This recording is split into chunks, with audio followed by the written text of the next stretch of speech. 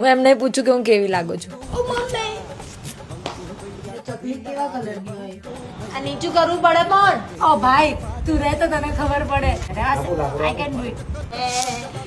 પછી આમાં લોકો એવું કહે કે તમારા ફેસ પર પિમ્પલ છે તો પિમ્પલ જ આવે ને. નથી મજા આવતી. ચકલા તો છોડી દેશે પણ જો બાજ ને મગજ પર આવ્યું ને અંકિત મેં બહુ કંટ્રોલ કર્યું. આ નીચું કર ને સાઈડ નું સરખું બી કર. ઓ ભાનો ફરી ગયો.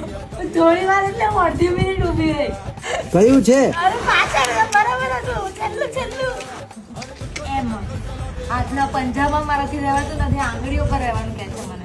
તું સાઈડમાં રાખને ડાયરી અહીંયા મૂકી દે. હું જોઈ લેવા એમ કહું છું તને હું.